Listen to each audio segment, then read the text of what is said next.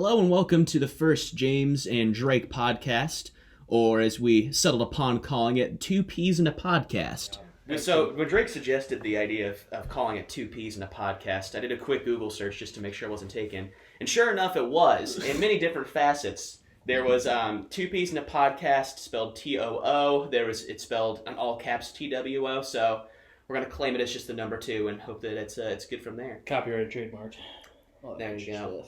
But basically, we've been kind of coming up with ideas of what we wanted to do for a podcast for quite a while now. And we tossed around different ideas. Drake thought it might be fun to do like conspiracy theory related videos for quite a while. Which we could still do. We could still do that, hypothetically, for sure. We tossed around, I think, other ideas of maybe just talking about current events or just our lives or whatever. But recently we came up with the idea of utilizing some common interests we have and essentially creating top 5 lists in which we discuss and debate different categories that we find interesting. So in this podcast, we could be discussing anything from movies to TV to comics to history to mythology to you name it.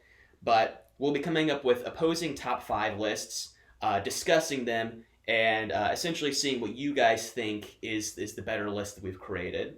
Any other kind of thoughts on the general format of the way our podcast is going to be? I don't have any general thoughts.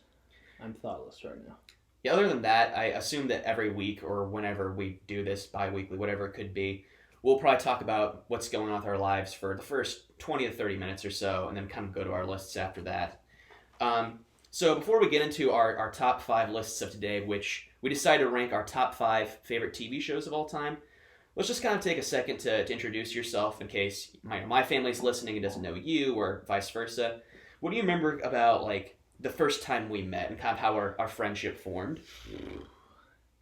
It was at West Junior. Well, yeah. Or was it at Rockbridge? Probably briefly at West Junior, but really at Rockbridge. Yeah, the lack of AC at West probably. Screw it. I remember meeting at Rockbridge. I was friends with Jeremy Carey and Milo Walls? And I think, they were friends with Zach Davies, who you were pretty good friends with. So, by default, we started talking and stuff. We had the same common interest for the most part. Like, all the stuff that you've already said. Mm-hmm. So, kind of hit it off from there. I remember... what do I remember? I think for me, the main things that I remember is I remember I was walking to Rockbridge first day, and I see a group of my friends, Zach Davies and Sam Chrisman and some of those other guys walking around just doing our usual West Walk, but at Rockbridge High School. And I see that you're with them. And up until that point, I'd only maybe seen you briefly at our junior high cotillion. Oh, God. Yeah, the thing that every mother forced their son to do. Yeah. But I saw you walking around, and you were talking, and I think the first impression I ever had of you was you doing your Harry Carey SNL impression. Just if you had the choice between being the top scientist in your field or having mad cow disease, what would you choose? Yeah. And I remember hearing the voices. I'm like, okay, all right, this guy's pretty funny. And so my immediate first impression of you was that you were probably one of the funniest people that I had known up until that point in my life. Yeah. And I think our relationship was really forged on discovering a common interest just through doing random crappy voices together. Mm-hmm. And I think those early days, it was definitely it was Harry Carey. It was WWE commentator and legend Jim Ross. Yeah. God is my witness, he's broken in half. This is a goddamn slobber knocker. Yeah. That's top of the list. And I think that was around the time The Dark Knight Rises came out. So Bane was a pretty popular one. Yeah. For I think me, me, and Zach went and saw that together. That's actually, believe it or not, the first Batman movie I've ever seen in theaters. Oh, really? Yeah, because, the other ones with George Clooney and Val Kilmer came out way before me. Yeah, with Dark Knight Rises, I think that was the first midnight premiere movie I'd ever seen together. And I definitely did see it with Zach Davies. I think we saw it with his dad and his little brother.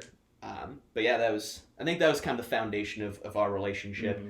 But over the years, Django. Oh yeah, we did a lot of quoting of Django Unchained. Definitely came out. Quality things for a couple of 16-year-old boys to be quoting in the hallways of school. Mm-hmm.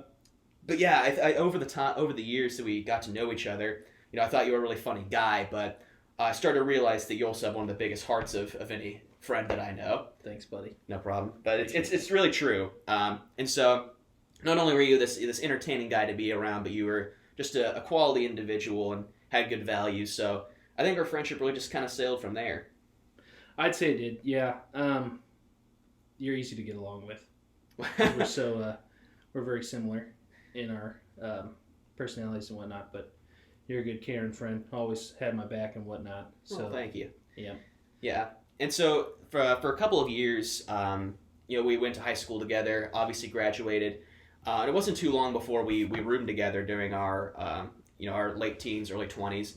I think we ended up rooming together for a total of about 3 years or so, something like that. So how long were we at the Falls together? 2 years? Yeah, 2 years sounds right. Yeah, and then we went to Brookside for a year. Yeah. So 3 years. Yeah. Yeah. And those were always good times. They always warn you about whenever you are thinking about rooming with a friend, it might not be the best idea. Mm-hmm. But it worked out pretty well for us. We were good at hanging out with other friends when we wanted to, but spending a lot of good time with each other. A lot of being strange together, making up weird just things that we would talk about. It's just I think like our friendship is kind of undescribable in that sense. I'd have to say it is. Yeah, definitely. Especially the scenarios we come up with in our heads. That's going to be, I think, one of the biggest struggles of doing this is not just making references or like inside jokes that only we understand and getting caught down those rabbit holes that we are wont to do. Yeah, that's probably going to be a big struggle, to be honest with you. It definitely is. Any other things you want to talk about just as far as our day-to-day lives go? What do you do for a living these days? I work in a warehouse that sells safety equipment. That's about it. That's been fairly a recent thing, right? When did you start there? February, right after the Super Bowl. Got it. So it's been pretty recent. Mm-hmm. And you're one of our so if you're listening to this, I don't know if maybe you or I are listening to this years down the road. We are recording this during the coronavirus pandemic, and Drake is one of our essential workers here. He's still going into work every day and cranking out that 9 to 5 or 10 to 7, as it were. Mm-hmm. So good job for sticking with it, my friend.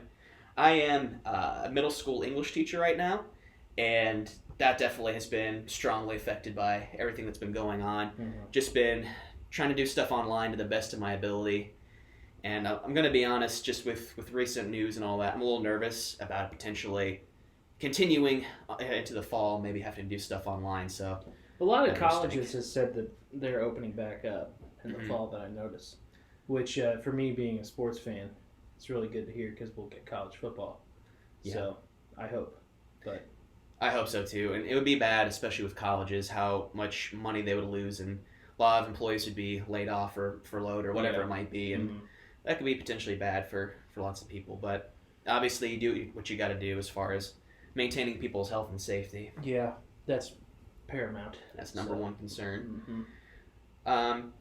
Yeah, that's just a little bit about us. Just kind of want to introduce us in case, someone's listening who knows Drake but doesn't know me, or knows me but doesn't know Drake.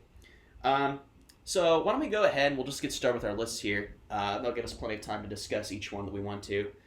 The way this is going to work is I'm going to go through my top 5s.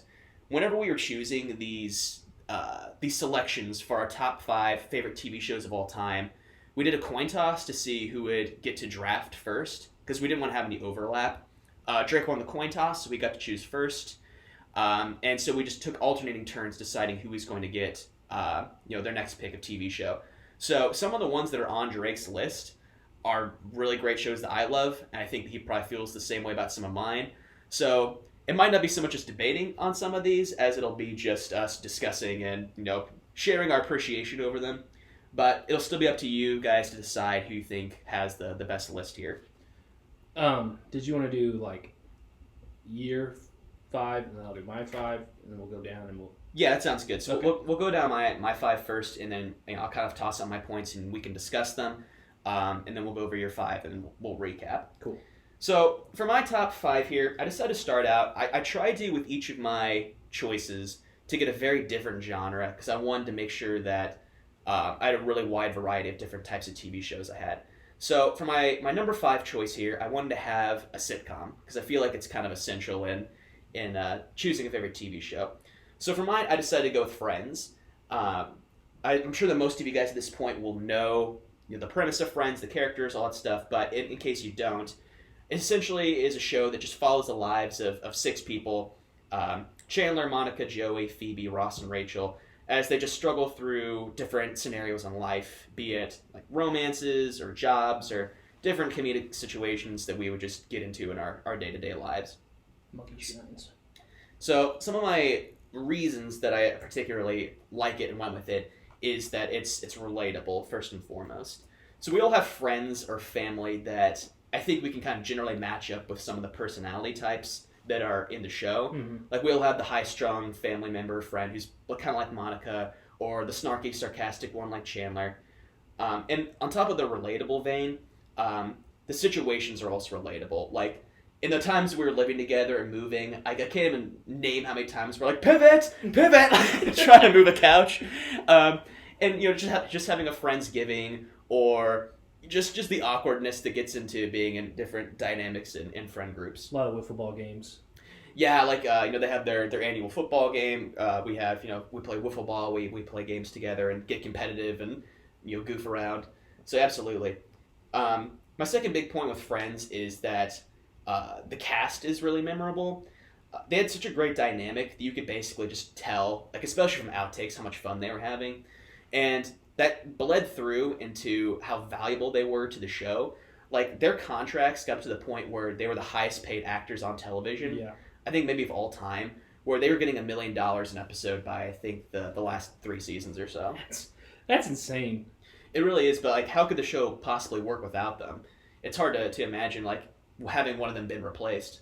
It is hard to imagine one of them being replaced, but that's crazy. $1 million an episode. It's also crazy because one of my other picks on here, I talk about kind of the expense of the show. But Friends, for just being a sitcom, with like the crappy sets and all that stuff, laugh track, and the laugh track, was still one of the most expensive TV shows of all time. It's just to spoil our list. Seinfeld is not on either of our lists. Seinfeld is not on either of our lists. Do you know how much they were getting paid per episode? I don't know how much they were getting paid, but Seinfeld's regarded as one of the greatest, if not the greatest sitcom ever made. Yeah, Seinfeld, I'm going to be completely honest, I've only seen a couple of episodes. These pretzels are making me thirsty. That's one thing that I remember very clearly from Seinfeld. And it's an iconic show, but if I'm trying to appeal to the masses here, I feel like Friends is probably a more popular choice that a lot more people listening would get behind. Oh yeah. It's a lot, it's really quotable, and there isn't a 17-year-old through 60-year-old that doesn't, I feel like, know Friends or is familiar with it. I just very vividly remember Seinfeld. Mm-hmm. You leave the channel on TBS after watching some baseball, maybe on some night of the week, and you wake up in the middle of the night and Seinfeld's on. Yeah. And Jerry's doing his thing. But I mean, yeah. It's always on TV. You can find it somewhere. And along those veins of it just always kind of being on TV, that was sort of my last idea with this, is that it's a low-key kind of show where if you're paying attention, you enjoy it, but you can also just have it on in the background, and it's still enjoyable. Mm-hmm. So that's kind of those are my general arguments when it comes to Friends. I wouldn't disagree with any of that. Yeah, you actually, as your last choice, you actually went with Friends and ended up switching over to your number 5, which I'm not gonna say. It's not my number 5. It's in my list. It's higher up. It's higher up. Yeah, you originally had this as one of your draft picks, but you traded it out for something else. So I snagged the opportunity because I definitely needed some sort of sitcom somewhere on my list here. But also just to talk about the longevity of the show, being able to go for 10 seasons, especially for just a sitcom that kind of starts out as not necessarily the most exciting, but I think it's a testament to the characters and the cast definitely. That it had that much longevity and it went on for year after year after year. Yep. I'll go with my number 4 here. Which, do you want me to go with my number 5? No, go 4. Yeah, I think I'll do my whole list. We'll do your whole list. That's cool. Just to keep them organized. For my number 4, there's a lot of animated comedies out there, and I felt like I had to go with one of them just because Simpsons is so popular, Family Guy, Futurama, whatever it is. Yeah. But I think that the king of them all has got to be Rick and Morty. Go ahead. I'll disagree with you, but I'll let you tell your points. I'm gonna let you finish. I'm gonna let you finish. But yeah, I'd be curious to hear your opinion on that. For those of you who haven't seen Rick and Morty, the show follows genius but unstable scientist Rick Sanchez and his grandson Morty. Rick takes Morty on dark but zany adventures across the multiverse, typically shattering Morty's perceptions of morality and normalcy along the way. Now, the reason I like this show, maybe more than others in the animated comedy type of genre, is it addresses serious issues, both like personal and kind of cosmic, in a very satirical way. Rick himself as a character is struggling with like chronic loneliness, depression, addiction, and Morty's dealing with what's the meaning of life, what does it mean to love, teenager stuff, and then also just life and death. And these are all brought, these are really dark, serious topics, but they're all addressed in some sort of like funny or comical way. It's usually doing a parody of some sort of other movie or sci-fi type thing. Yeah. But it's able to address those issues in a funny sort of way. On top of it just being funny, it also has action, and it pushes sci-fi to different levels that we haven't necessarily seen before. And some of these things are popular in sci-fi, but it puts its own sort of unique spin on them. So things like cloning, multiverse theory, extraterrestrial life, time travel, and creationism. And so there's those big sci-fi ideas, and then there's also on top of that action and these big set pieces where there's a lot of cool adventure and action stuff going on. Yeah. And the last big point I have is that the characters are flawed, but they're also capable. Whereas I feel like in a lot of shows, you either have just like the perfect hero where they have no wrong, or you have their sidekick who's just completely pathetic and useless. But Rick and Morty are good at balancing each other out. And Rick uses science to basically just become a god in his own right. But at the same time, he's dealing with his loneliness and his nihilistic views and his just pessimistic attitude that weighs him down. And Morty, on the other hand, is optimistic and morally grounded, but he also is naive and manipulable. So what do you think as far as that compared to other animated comedies? I love Rick and Morty. I have not yet watched the latest season, which I need to do. New episode starting tomorrow.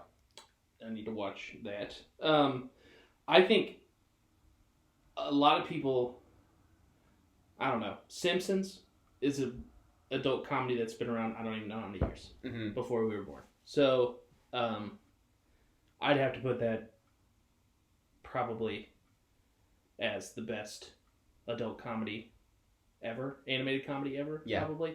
Either that or South Park. South Park is good for a lot of the same reasons Rick and Morty is. Yeah. The counterpoint that I would have to Simpsons is Rick and Morty has had few enough episodes to where it really hasn't had dips and peaks as far as the quality of its episodes go. Simpsons has had really good seasons from what I understand, and also seasons that have kind of waned and haven't been quite as good. Yeah. South Park it's really good, and it's really topical about addressing things as they are happening, but I think that more people can get on board with Rick and Morty because despite as dark as it is, it's not nearly as crude all the time as South Park is. Like, South Park can have some really cringy stuff that is hard to stomach or even watch. Yeah, that's true. And, despite the fact that Rick and Morty can be offensive, I don't think it's nearly on that level as South Park is. So I think those are the things that kind of keep it as my reigning pick as far as animated comedies go.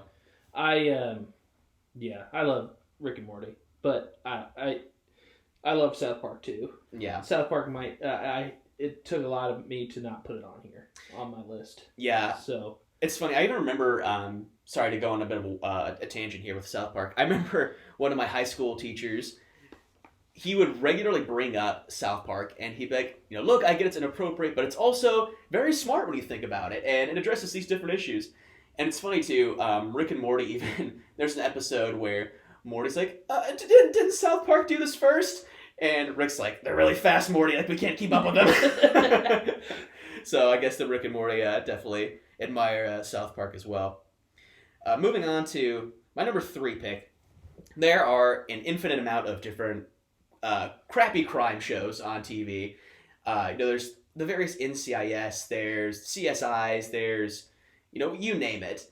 Miami Vice, another good one. Miami Vice. Yeah, you could create an infinite list of the number of crime shows on TV. Might have to be another podcast episode. That might be. Not a bad idea. But the one I went with here, I wanted to do something that touched on the crime genre, but didn't follow the same sort of procedural format that I feel like it's really, really stale. And I don't think you're familiar with this one very much, but it's Psych. Now, Devin, old roommate, used to watch that. Devin did love Psych. That was something we definitely bonded about. Mm-hmm. Just to kind of give you an idea of what the premise is, hyper-observant, smart Alex Sean Spencer tricks the Santa Barbara Police Department into believing he's a psychic so he can get paid to solve cases for them. He teams up with his high-strung childhood friend Gus to solve high-profile cases. The reasons that I really like this show, number one is that the dialogue is just very quippy and it's quotable. And I don't know if you've known this, but one of my least favorite things that I say is from the show Psych. And that's whenever I say something that's blatantly wrong. And you're like, well, actually, James, it's so-and-so. I go, well, I've heard it both ways.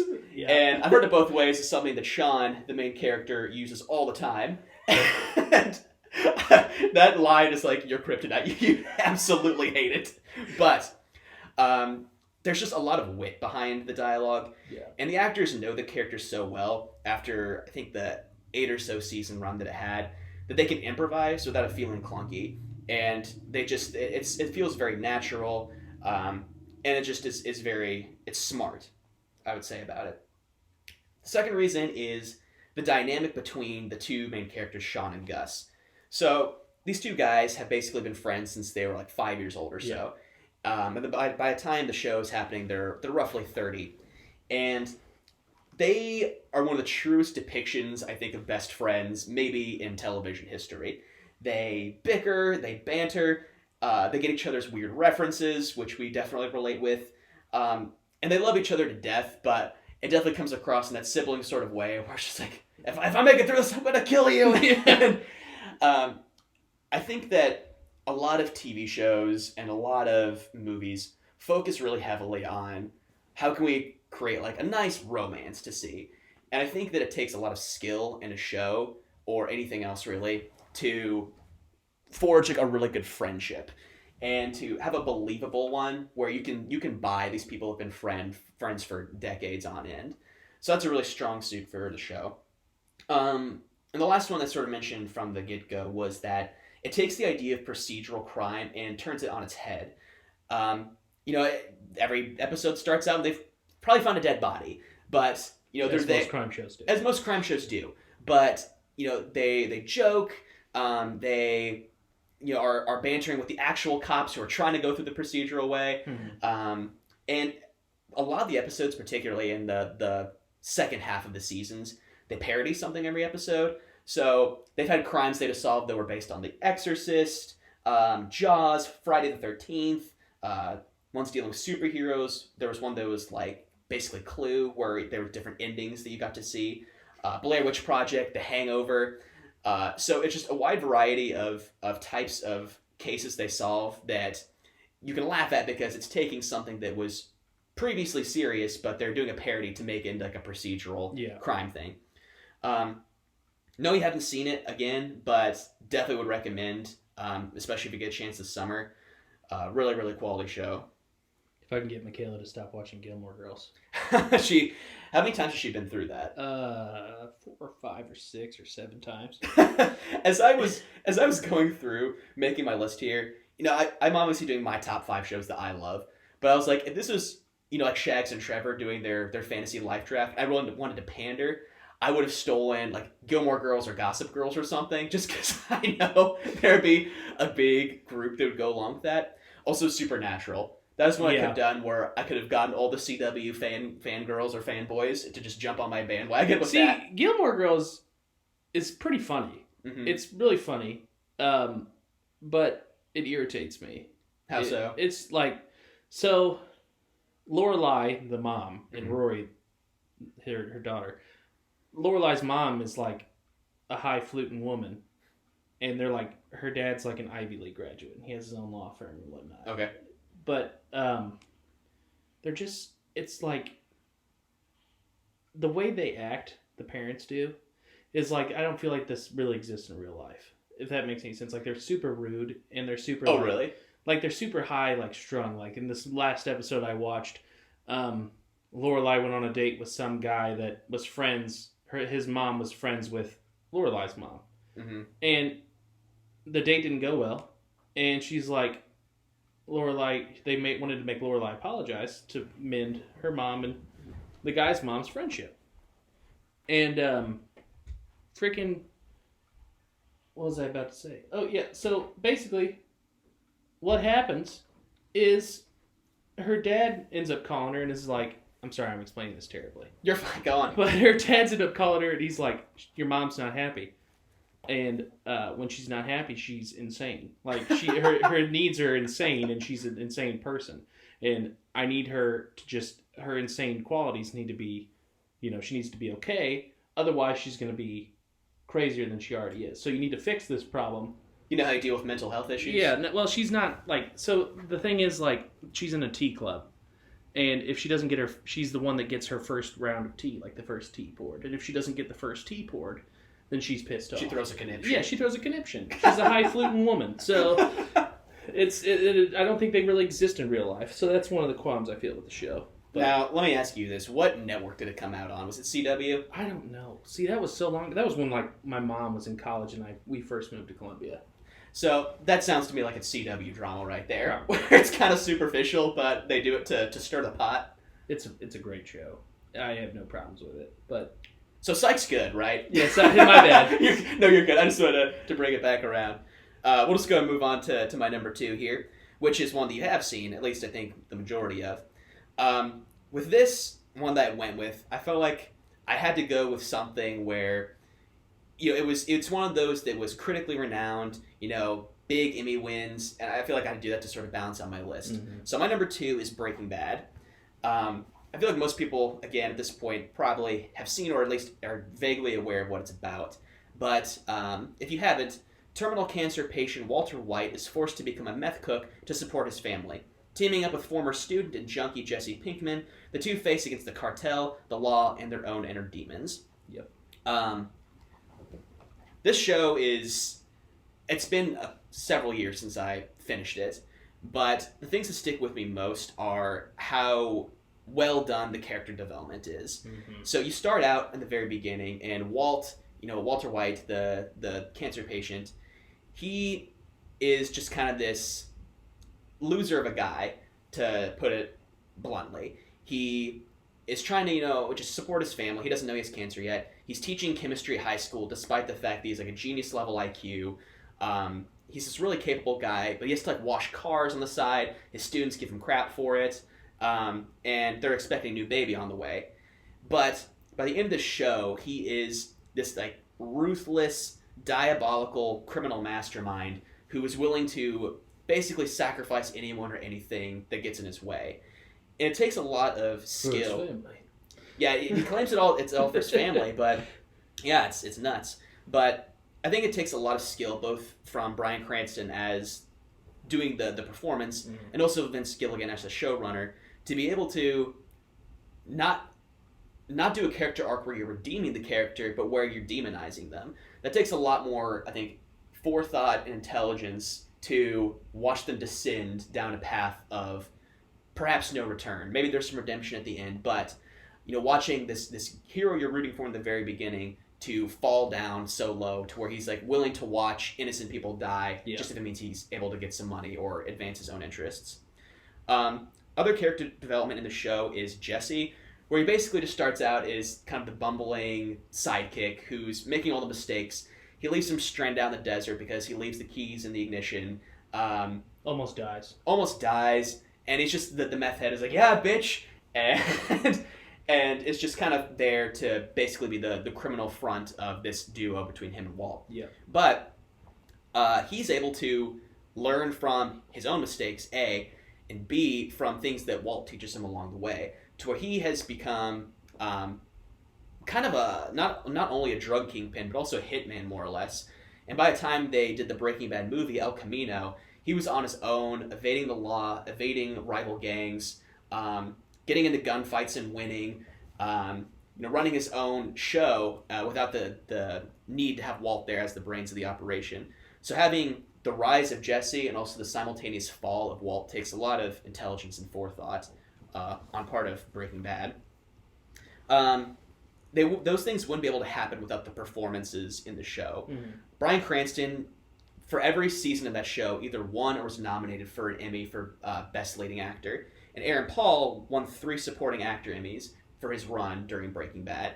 Awards are well and good and all. They show the quality of a performance, but their performances speak for themselves, whether they got the awards or not. And it's amazing how the goofy dad from Malcolm in the Middle could go to becoming this incredible, dramatic actor. I will say my favorite Super Bowl commercial is the Breaking Bad one where he's a pharmacist. Oh, yeah. Yeah, when he's like, say my name. And she's like, she says her doctor's name, and he goes, you're right. And he's like, take your drugs.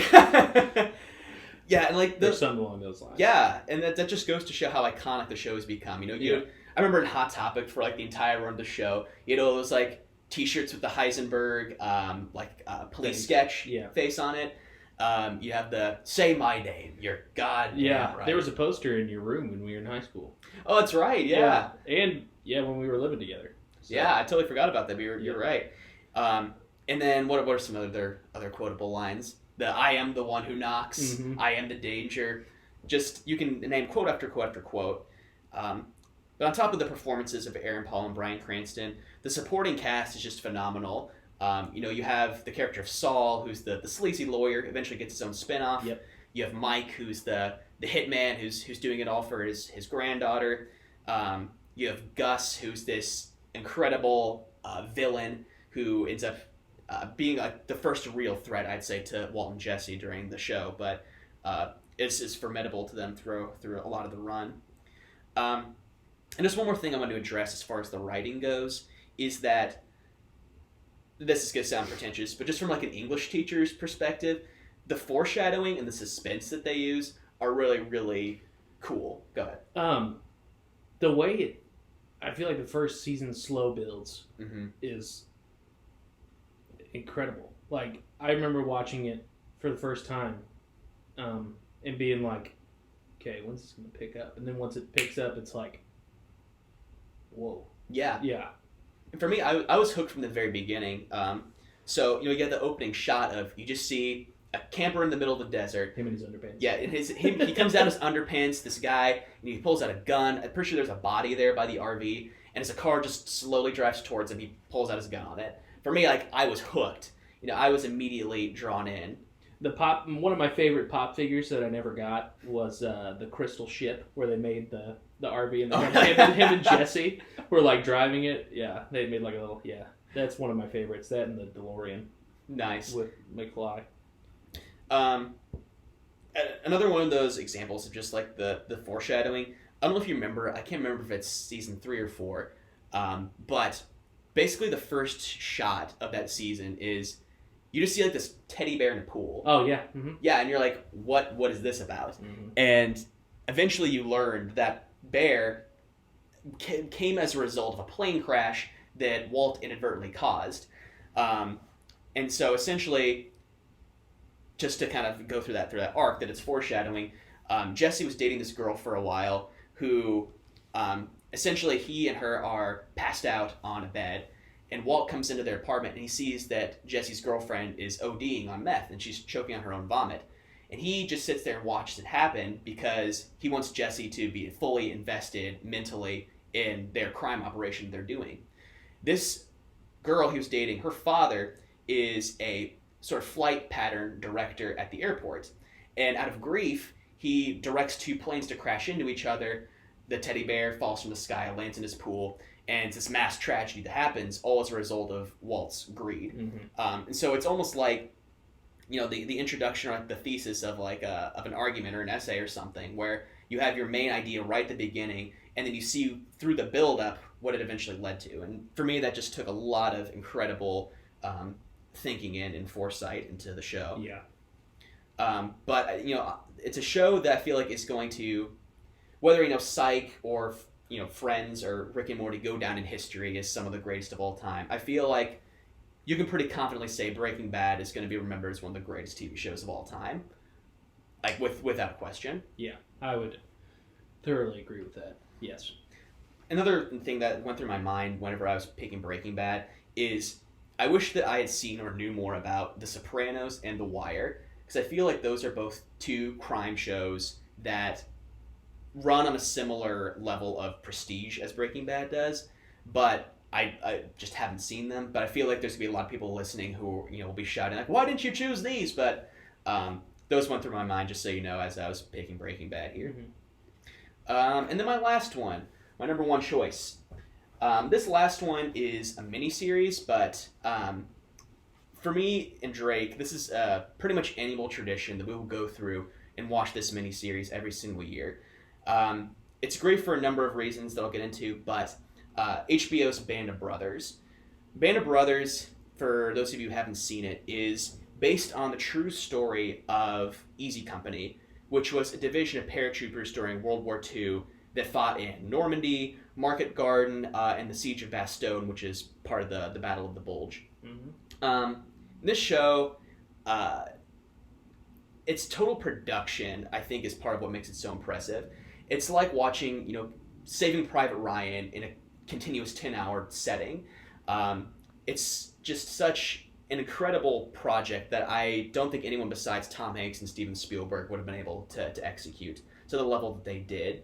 They have historically accurate weapons and gear, huge pyrotechnic effects.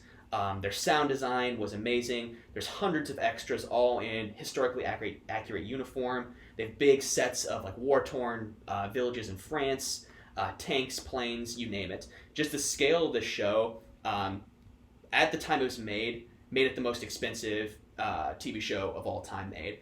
And money doesn't necessarily translate into greatness, but the fact they invested in all these things to make it as effective and poignant as it was, I think, just shows why the budget was necessary, if that makes sense. To this date, I don't know if there's been any depictions of war, or like specifically World War II at least, that have been quite as accurate or intense or horrifying as Band of Brothers is. In terms of TV shows, probably not. Maybe The Pacific. Yeah, I'd Pacific. give that a rewatch. The Pacific is good, and I thought about adding it to this list. It's actually also executive produced by Tom Hanks and Steven Spielberg. Yeah. So it's in a lot of ways considered a sister series to Band of Brothers. But there's more episodes that I think spend time kind of in a lull before they go on to their next thing, and some of that is for character development. But I think that with Band of Brothers, they were good about whenever something wasn't necessarily going on with one of the characters, they would switch to another, to where we could see the entire dynamic of Easy Company. The Pacific focuses a lot on just two specific soldiers whose, names kind of escape me, but still a great show. I would say a great depiction of World War II is Hacksaw Ridge. Oh, yeah, that is a great one. Yeah. You want to kind of explain what that one's about, if anyone hasn't seen it? It's about the first conscientious objector in the United States military, and he was a devout Christian, I think. Yeah, Christian. And in this battle of Hacksaw Ridge, he saved countless lives, American and Japanese. Just saying, Lord, please let me get one more. As he's climbing back up this ridge, getting all these guys down, saving lives and whatnot. It's insane. Do you remember if that was the Battle of Midway, or what was that? The Battle of Midway is... It's not the Battle of Midway. Okay. I think it's just Hacksaw Ridge. All right, we can Google that later. Battle of Midway is crazy. Yeah. We want to look into it another time. It's nuts. Yeah. And then my last big point about Band of Brothers is the juxtaposition that it has. The show is really powerful due to there are these large, massive battles that are on this huge scale, and then it'll go to these quiet moments where maybe it's like two friends just riding on a motorcycle through England and just like having the time of their lives. Or I remember one where the CEO of their company, Winters, he has just killed a young German who was maybe 16 or 17, and he goes to Paris for a day of reprieve, and he's there enjoying himself and it's beautiful. but then he gets on a subway and he sees a kid who reminds him of this kid he shot. So it goes from these moments that are big and epic and grand to these quiet moments that just emphasize how much of a toll it's taken on them, but also the brotherhood of these soldiers. Yeah, like when Buck basically has shell shock, and Buck was like a fantastic soldier, and he's just like, I don't want to do it anymore. And then Blythe, you know, he doesn't want to do anything, not to say anything bad about the actual person, that was in it, but then he finally woke up and he starts, taking part in all this action, and he starts volunteering for stuff, and then he gets shot. Yeah. And then he's done. And it's crazy. And then the final episode, which is when they're all happy and playing baseball, tells, where they went after everything and whatnot, and you just see these guys that went through so much hell, and they're just, happy playing baseball and whatnot, ready to go on to the next thing. That's one of the few things in movie or TV that will make me cry every single time I watch it. And what makes it so powerful, too, is that the show is intermingled with interviews with the real guys who were there. And Dick Winters, who is that CEO, at the very end after that baseball sequence, he, the real man, says, my grandkids will often ask me, Grandpa, were you a hero during the war? And he says, no, but I served in a company of heroes. Yep. And he gets choked up as he's saying that. And I think that's just an underscore of the very idea of the show and the real life men who served in World War II. That Dick Winters is a damn good man. Yeah, that's what Dick they Winters say. Is a damn good man. But that's my list. So just to quickly say them again. Number 5 for me was Friends, 4 Rick and Morty, 3 Psych, 2 Breaking Bad, and 1 Band of Brothers.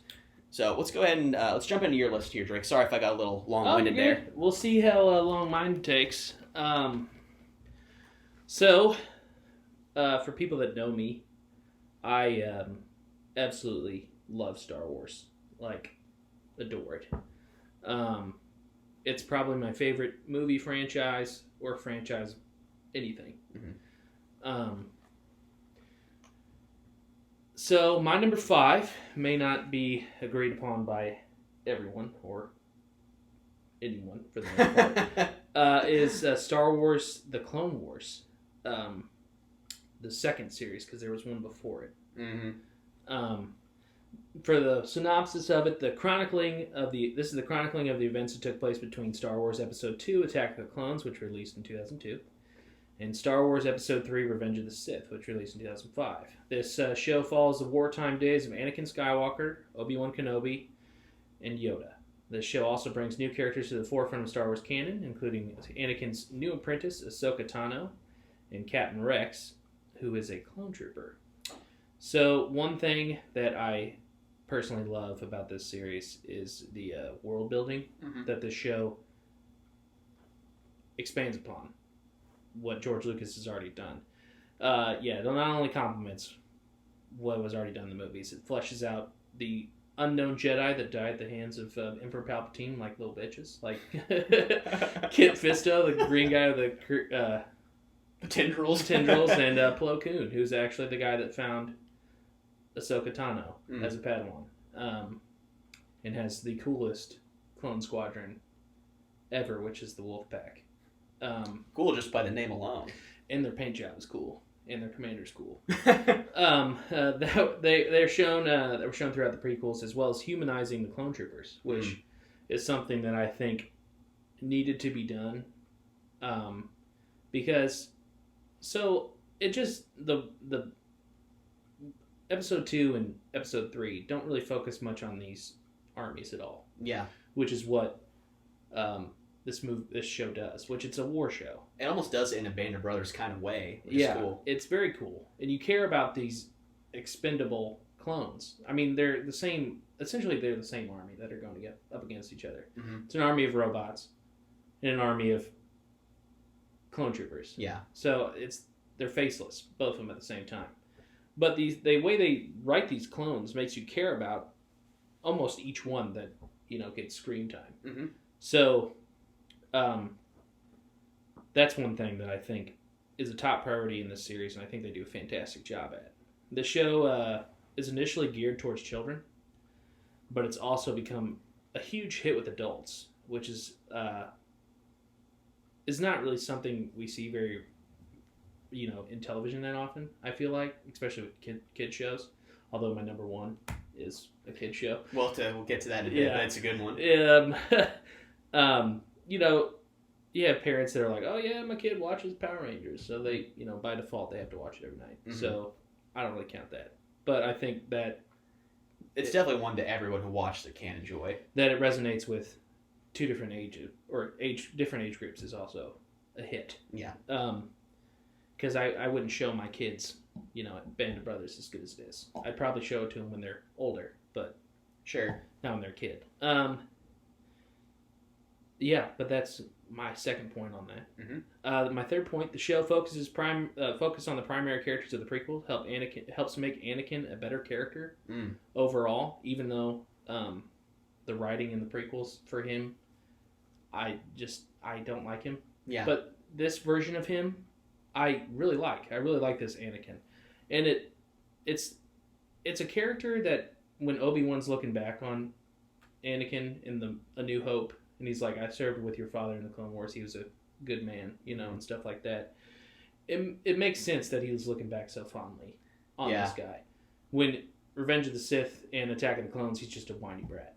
Yeah, something I think that's cool too is that in Attack of the Clones and Revenge of the Sith, we only see them together maybe twice over the course of what's like 6 hours of movie. But this, it's definitely not the case. We see them together all the time. Yeah. Yeah, so when Obi-Wan says he was a good friend, you know that he means it. Yeah, and I think it's wonderful that it complements not only the prequels, and makes the prequels, it connects this time frame. Mm-hmm.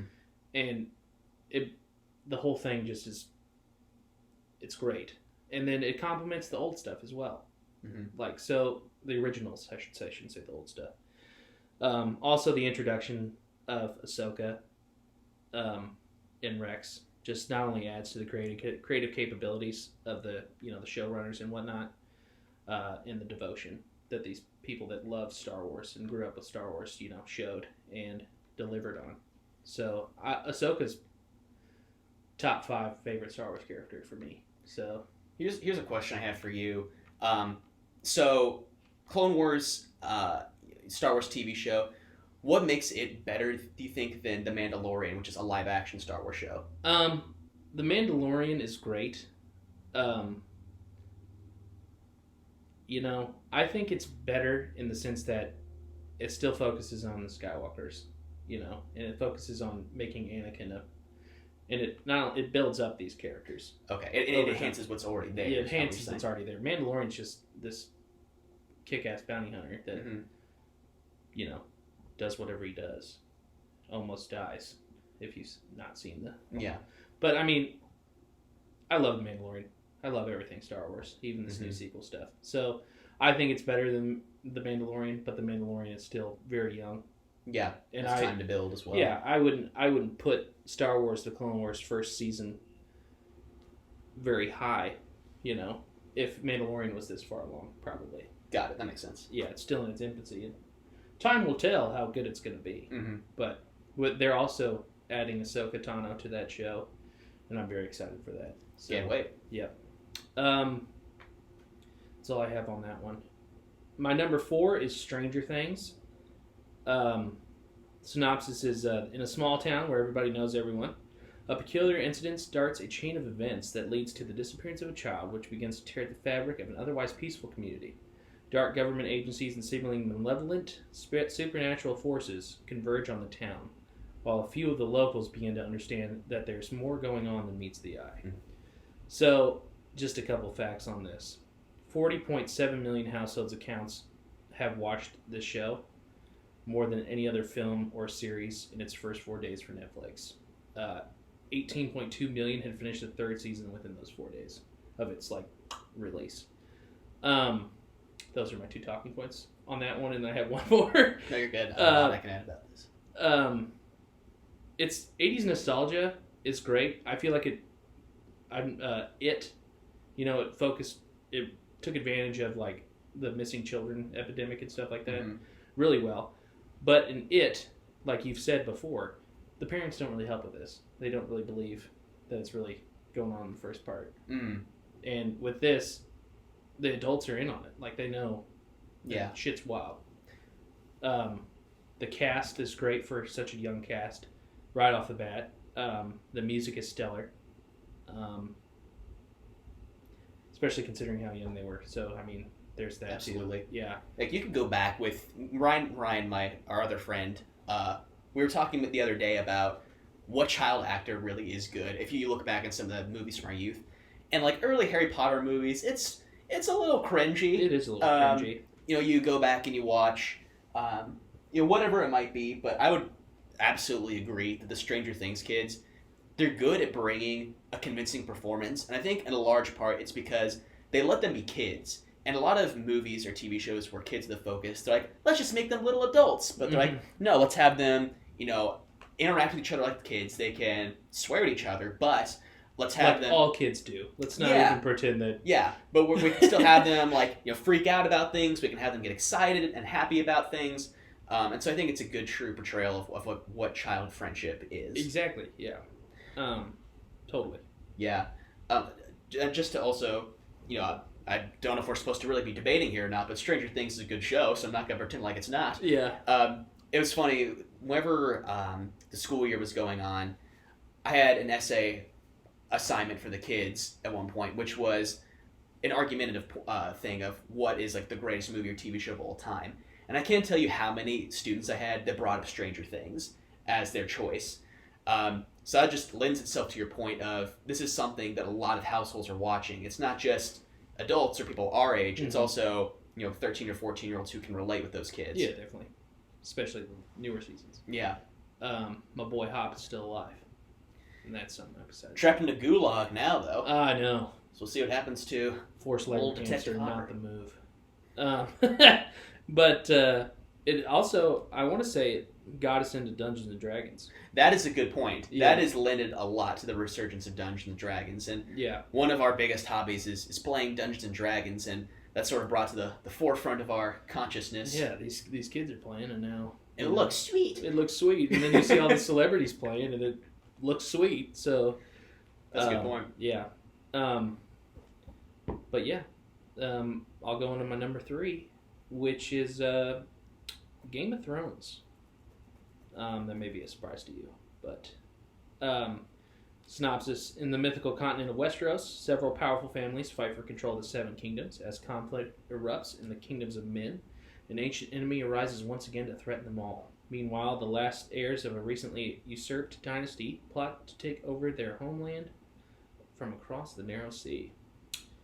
Game of Thrones has received the most ratings of any TV show on IMDb's website, bar none, or by a million, with more than 2.7 million across its 8 seasons, and those have been significantly lower this past season. The unpredictability of the show really lends in its favor. The fact that anything can happen. The 100 different storylines going all at the same time, and how they all come together so well is wonderful. And the bad guys. I don't think I've ever hated a bad guy more than I've hated any bad guys in the show ever. Oh, yeah. Yeah, like, back to back to back. I don't think I've ever hated anybody. Like, Joffrey Baratheon, I wish he would have died a worse way. Like, doing it to my boy, chopping off my boy Ned Stark's head. Like, right off the bat, this little shit-eater. I mean to tell you, the dude that played him, props to him. Because he did such a great job in making me want to kill him. And the fact that he had a hard time finding a job after that. It's beyond me. It's really beyond me. Like, Cass was another bad guy. Like, he's got 2 major roles. Little Kid in Batman Begins, then Joffrey Baratheon. Joffrey Baratheon. Ramsay Bolton. Oh, God. Oh, my God. Freaking what he did to Theon. Terrible. And then his death was... And what he did to the Starks. Mm-hmm. His death was phenomenal. I'll say that. Him just getting killed by his own dogs. Wonderful. And then Cersei. Mm-hmm. despise that woman. Just did nothing good for anybody. I don't feel like at all. Like, even though she said she was trying to do it for her family, I feel like she just... Where is her family? They're gone. Yeah, I just feel like she hindered them along the way the entire time. And not only that, but the character development in the show is crazy. I will say this. The lens to the unpredictability is Jaime's story. Like, Jaime goes from this egotistical trash bag heap of a person to somebody you're like, I love Jaime Lannister, to back to the trash bag heap that he was. And it's like, I didn't like that decision by the writers, but at the same time, I don't know.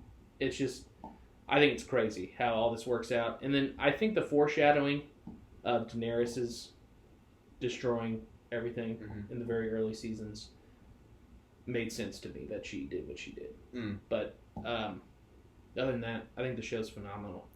I almost chose Game of Thrones as my first draft choice, and the only reason I didn't is the pretty common argument that I feel like it starts to fall a little bit at the end. There's a lot of great shows out there that start out really strong. You know, Lost, Game of Thrones, shows like that, which a lot of great characters, a lot of great mysteries that you're waiting to solve, but just kind of falls flat at the end. And I think that's just, it's a showrunner issue. You can't fault the cast because all their performances are amazing. You can't fault the production team because all the sets, all the battles, everything like that was epic. But it's disappointing when your hopes are set so high because it's so great, and they end up not sticking the landing. Yeah, definitely. That's my only fallback on Game of Thrones. And I liked the last season, but there are some things I disagree with. So. Sure. But yeah, it's a real testament to that show's greatness that my fiance, who loves all things cute and sparkly and Gilmore Girlsy, absolutely loves that show. Yeah. Is always like, let's rewatch it. Let's do this. Let's rewatch it. Now that I bought the 8th season, she's like, let's get it going. But yeah, I think that's a real testament to it. If anybody knew my fiance, they would be like, she likes it. Okay, I probably should give it a try. But I've never seen it. And even babies die on that show. That's something she's staunchly opposed to. The Red Wedding, she was like, I'm done with this show. And then she's like, no, let's watch the next one. Every time I think I'm out, they pull me back in. Yeah. I think what really just hooked her was the revenge of the Red Wedding. Oh, yeah. That was some justice served. Oh, that was beautiful. I'll get on to my second one. Go for it. Which is The Office. So I thought I had to have a sitcom on here, just like James did. The synopsis: a mediocre paper company in the hands of Scranton, Pennsylvania branch manager Michael Scott. This mockumentary follows the everyday lives of the manager and the employees he manages. Quote, quote. Quote, quote. The crew follows the employees around 24/7 and captures their quite humorous and bizarre encounters as they will do whatever it takes to keep the company thriving. One of the things is the show is so relatable. What makes it so relatable is thanks to the one decision that was made right from the start, is that it would be a mockumentary. Mockumentary is when a character interacts directly with the audience through the camera. It makes the show a real standout compared to the rest, that being sitcoms. So because it makes the show feel so much realer. And another thing is it has a strong focus on character development, which is also key to its success. It has some of the most well-defined and unique characters of almost any American television comedy. Dwight Schrute, for example, is a wholly original in both his idiosyncrasies and tendencies, and the writers were able to find fertile comic ground because of his specificity. Once you add the boss in that everyone loves to hate, which is Michael Scott, as played by the bona fide star Steve Carell, and a strong supporting cast, you have a very good basis for continuing popularity. The comedy is so awkward, and you almost have to laugh because everybody's like, it's so awkward, and you're just like, my dad, at first, when I showed it to him, I was like, hey Dad, you gotta watch this show, like I do with most things, and he hated the show because it made him so uncomfortable. But now he loves it more than Scrubs. and that man loves Scrubs. He's rewatched the show 2 or 3 times in the past couple of years, and wears the T-shirts, has all the merch. It's hilarious. Like, he came to Columbia one weekend with my sister, and he's like, "Hey, I bought us all matching shirts," and it was Michael Scott's paper company. I was like, "Okay, Dad."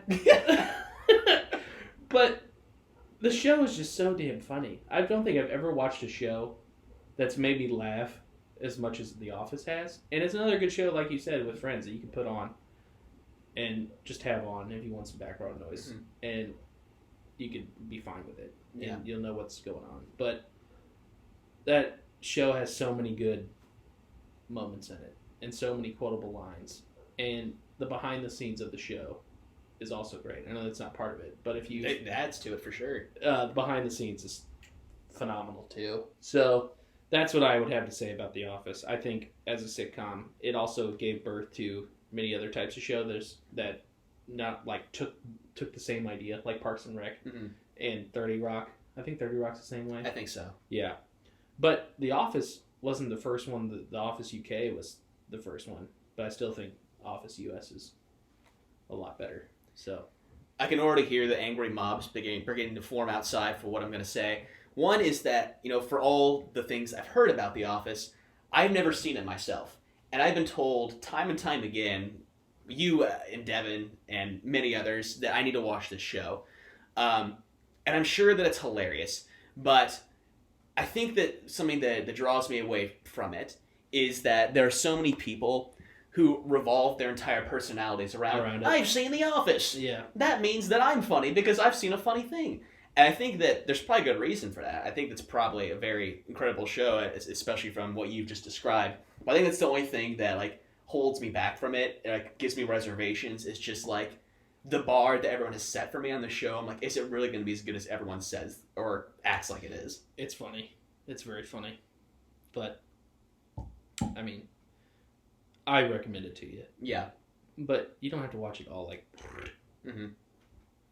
but I love it. Times like this, not much else to do. There's not much else to do, but we can have Red Dead Online. So. That is true. We can play our Vigima games. We can.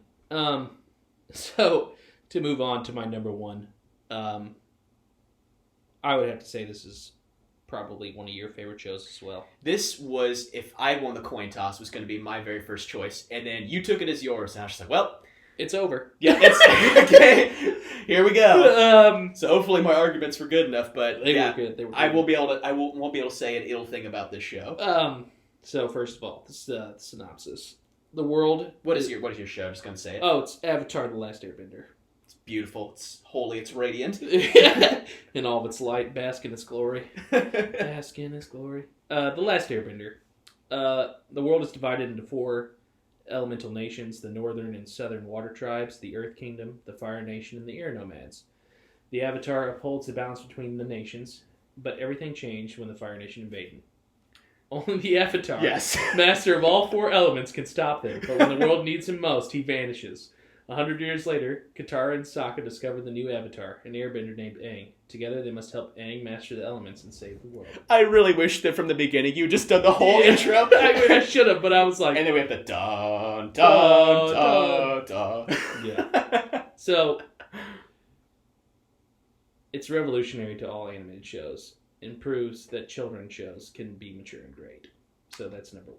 Absolutely. Yeah. Just mic drop. Yep. I'm done. I'm going home. The story is kind of cliche.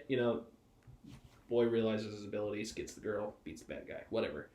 But the whole way it's done is brilliant, and the characters grew with the audience.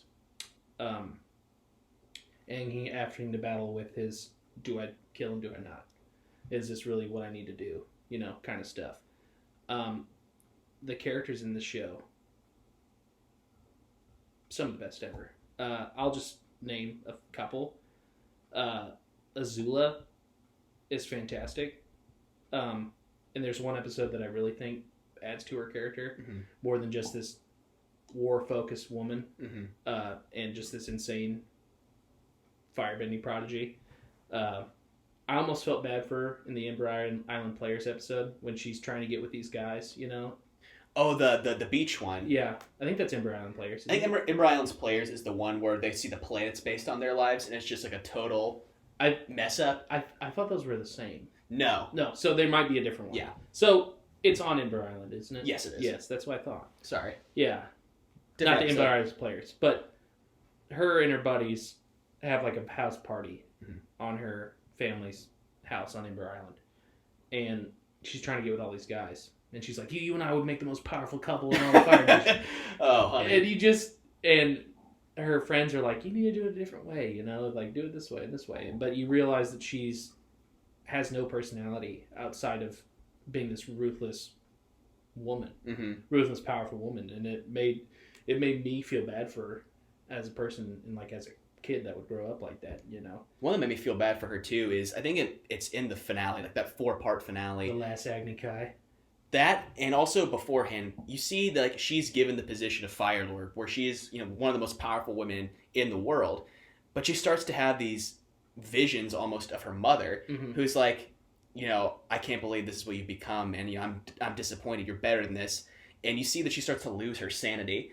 And by the time she has her last battle with Zuko, her brother, she's just completely devolved into madness because despite the fact that she was this cruel, horrible person, she was like, she always felt like her mother didn't love her, and that's tragic. Yeah, that is tragic. The goofy uncle in the beginning that we see is actually the wisest man out of all of them. Yep, Uncle Iroh. Yeah, Iroh is that man because he had endured so much pain and suffering in his past. His disgrace at losing a 600-day-long siege, his only son getting killed in that siege. We all need Uncle Iroh. And I think not many shows have great filler episodes. But the episode with him, and you just see him go about his day-to-day activities and bossing say, and then I don't know many animated shows that'll make me cry. Oh god, that one. But gets that every time. that episode hurts. So basically, he, unbeknownst to us, he's just getting these different supplies for something, and he's helping people around this town for no real apparent reason other than being a good guy. But then you see him, he goes to this hill and he lays out a picture of his son, and it turns out that it's his son's birthday, and that's been why he's gathering all these supplies. And he says, you know, happy birthday, my son. You know, I helped a lot of people today, but I wish I could have helped you. And then just breaks down into tears, singing a song they used to sing to him. It's heartbreaking. It is heartbreaking, and it's dedicated to the actor that was, you know, that died while the show was going on. Yeah, the actor that played him. Yeah. Iroh's my favorite character in the show. So good. Yeah. Another one of my favorite characters. Zuko. His character arc is, I think, the greatest character arc of any TV show I think I've ever watched. Yeah. From him going to this guy that needed redemption from his dad to just a guy that was, you know, decided what he was doing was wrong and became just this great hero. I think another character arc that would rival him in TV would be Vegeta in Dragon Ball Z. Yeah, same idea. But I don't think he holds a candle to Zuko. Yeah, I agree. One of the parts where he faces his dad in the Sozin's Comet episode, Mm-hmm. he very well could have killed his dad right there. Yeah. He redirected lightning, but he aimed it at his feet and sent it back, knowing it was Aang's destiny to take care of his dad instead of it was him. Mm-hmm. And I think he's just probably the greatest character in the show, even though it's not focused on him. Yeah. I think he's the best character of the whole show, and I love all of them. Oh yeah. I just can't get over how well they write all these characters. And Sokka's great. He goes from this childish kid to a fantastic warrior for his nation. Yeah, and leader. Yeah. And Sokka. Katara's great too. She becomes this powerful waterbender. And then Aang's great, you know. Finally realizes his destiny, and he doesn't kill he shows compassion towards the bad guy that's caused all this death and destruction, and just takes away his bending and lets him, you know, live with his decision, but he doesn't kill him, which takes a lot of self-control and A lot of character. Yeah. Absolutely. Yeah, Avatar: The Last Airbender, you know, like I said, it was hard for me to say anything ill of the show. There's actually been a couple of times when I've been trying to teach a concept in my class where I've shown episodes of Last Airbender. Like, whenever I talk about character development, I remember showing, what episode was it?